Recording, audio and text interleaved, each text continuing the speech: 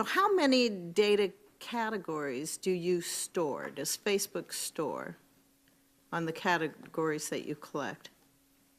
Senator, can you clarify what you mean by data categories? Well, there's some past reports that have been out there that indicate that that Facebook collects about 96 data categories for those 2 billion active users. That's 192 billion data points that are being generated, I think, at any time from consumers globally. So how many does Facebook store out of that? Do you store any? Senator, I'm not actually sure what that is referring to. How many Facebook like buttons are there on non-Facebook web pages? Congresswoman, I don't know the answer to that off the top of my head, but we'll get back to you. Is the number over 100 million? I believe we've served the like button on pages more than that, but I don't know the number of pages that have the like button on actively. How many Facebook share buttons are there on non-Facebook web pages? I don't know the answer to that exactly off the top of my head either, but that's something that we can follow up with you on. And do we think that's over 100 million? Likely. How many chunks of Facebook pixel code are there on non-Facebook web pages? Congresswoman, you're asking some specific stats that I don't know off the top of my head, but we can follow up with you and get back to you on all of these. Mr. Zuckerberg, I remember well your first visit to Capitol Hill back in 2010. You spoke to the Senate Republican High-Tech Task Force, which I chair. You said back then that Facebook would always be free.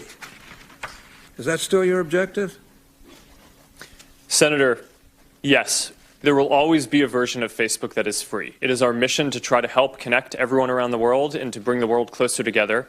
In order to do that, we believe that we need to offer a service that everyone can afford, and we're committed to doing that. Well, if so, how do you sustain a business model in which users don't pay for your service?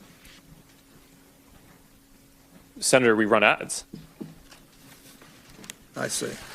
I see. Do you know who Palantir is? I do. Some people have referred to them as Stanford Analytica. Do you agree? Senator, I have not heard that. Okay. Do you think Palantir taught Cambridge Analytica, as press reports are saying, how to do these tactics? Senator, I don't know. Do you think that Palantir has ever scraped data from Facebook? Senator, I'm not aware of that. Okay. Do you think that during the 2016 campaign, as Cambridge Analytica was providing support to the Trump campaign under Project Alamo, were there any Facebook people involved in that sharing of technique and information? Senator, we provided support to the Trump campaign similar to what we provide to any advertiser or campaign who asks for it. Mr. Zuckerberg, would you be comfortable sharing with us the name of the hotel you stayed in last night?